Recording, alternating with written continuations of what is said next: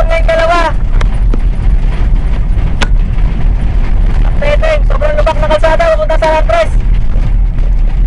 100 kilometers galing ng San Francisco hanggang San Andres. Rough road. Si Wangko atik na. Ano ba to?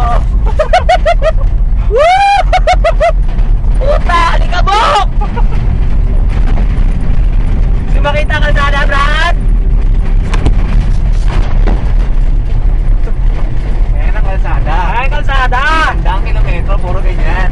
100 kilometros.